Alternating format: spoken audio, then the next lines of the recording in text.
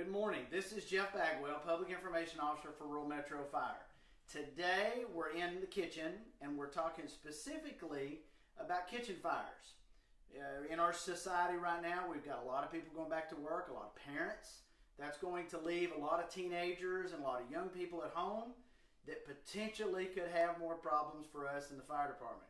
So today what we're going to do is we're going to show you what maybe a typical teenager might act like while he's trying to prepare some food on the stove. And then we're going to do it the right way. We're going to let you see the before and the after. Okay, so hang with us and enjoy the video.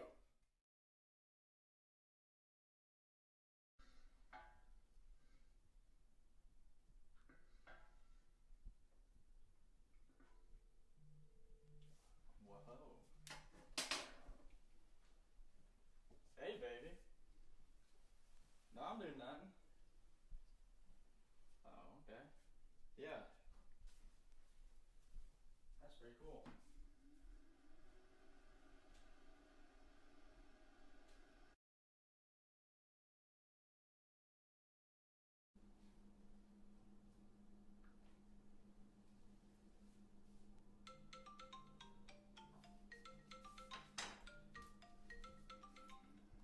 Hey, baby. What's up? No, I'm doing nothing. I'm doing... Oh, no. I gotta go. Noodles are on fire. God, he's freaking killing me. Jesus.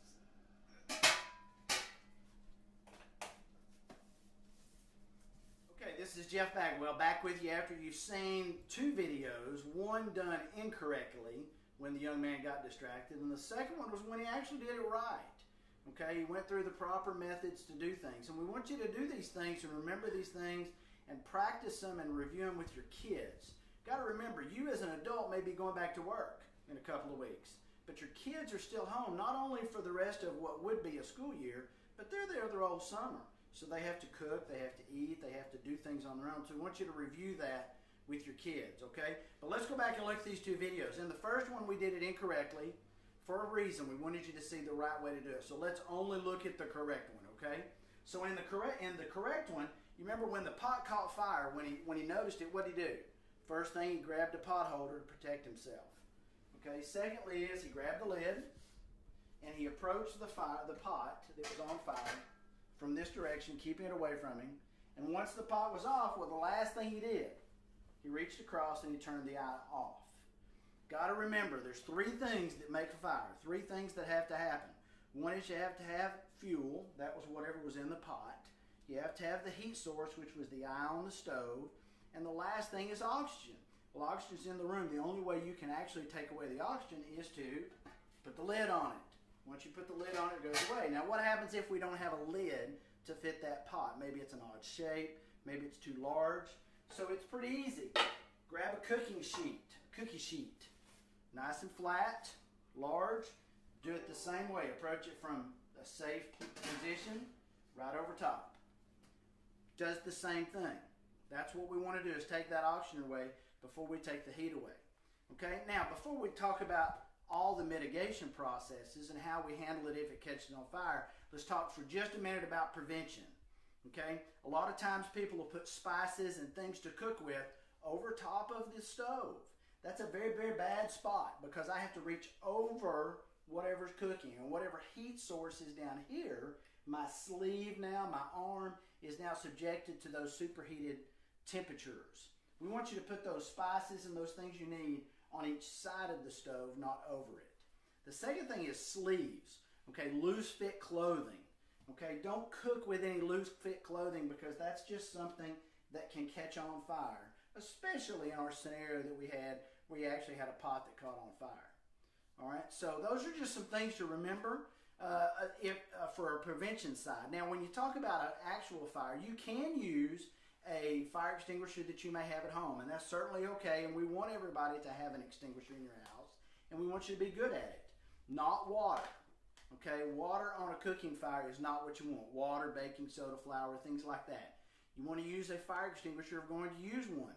That should never be a substitute for calling the fire department, calling 911 to get us to respond.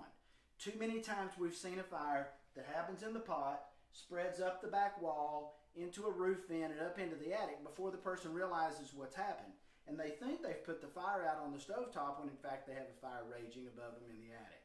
So it's very important to still call the fire department, to still let those firemen come in with thermal imaging cameras and such like that, to ensure that that fire hasn't progressed to a state that's going to potentially damage your house in a much more severe way. That's all I've got for you today. This is Jeff Bagwell, Rural Metro Fire in Knox County, Tennessee. Please check us out on social media sites. Go to our YouTube channel and subscribe to that. We'd love to see you. If you've got questions, please let us know if you have those questions so that we can try to answer them as best we can. Thank you for watching.